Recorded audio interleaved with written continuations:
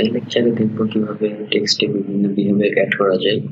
যেমনটি এখানে আমি টাইপ করে রাখছি আগে থেকে, এটা প্লে করে এটা কিভাবে খুবই সহজে এমন একটি টেক্সট বিহেভিয়ার তৈরি করবেন সেটা আজ দেখাবো এই পর্বে। তো এর জন্য আমাদের এটা আলাদা করে রাখি।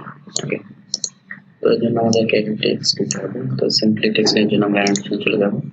দেন এটা বেসিকটা নিচ্ছি, দেন ক্লিক করে ওকে আসলাম এখানে।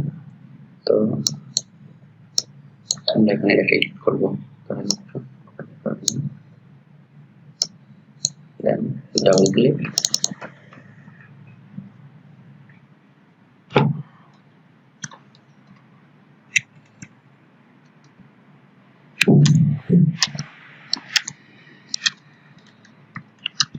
okay. Sorry, it's been this time.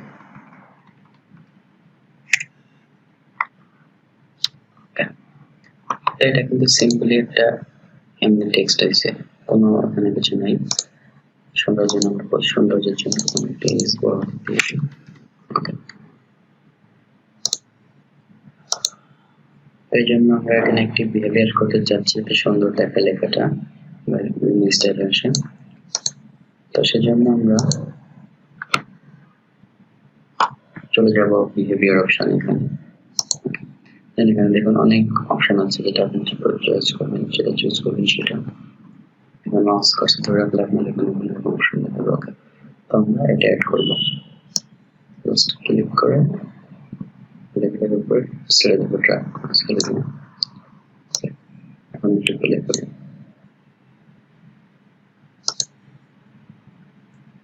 দেখুন খুবই সহজে একটি অ্যাড হয়ে গেছে বিহেভিয়ার গুলো, কত সুন্দর দেখাচ্ছে টেক্সট। এবার তার চাইলে টেক্সটের কালার চেঞ্জ করতে পারি, সিম্পলি এখানে কালার চেঞ্জ করতে পারবো।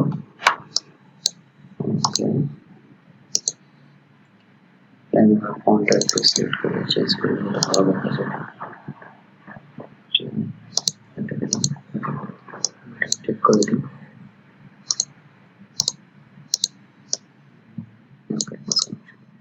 এখানে টেক্সট এর বিহেভিয়ার ক্লিক করলে কিন্তু আপনার নতুন একটা এই অপশন অ্যাড হয়েছে এখানে বিহেভিয়ার অ্যাড করার পরে। এটা হলো এই যে এখানে আপনার বিহেভিয়ারে কিন্তু তিনটা অপশন আছে, ইন, ডিউরিং, আউট। এখানে ডিউরিং কত সময় আপনার এটা চলবে, বিভিন্ন লুপগুলো আছে, এখানে স্টাইলগুলো কেমন সিস্টেম চালাবেন আপনি। ডিউরিং এখানে আপনি নাম দিয়ে দিই। ওকে, আউট 05 ডিসপ্লে করে কি চেঞ্জ হইলো।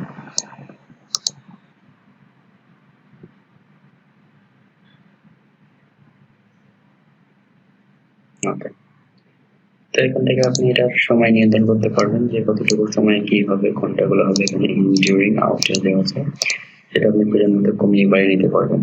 এখানে মুভমেন্ট স্প্রিংগুলো কেমন করে থেকে উঠবে সেগুলো ঠিক করতে পারবেন।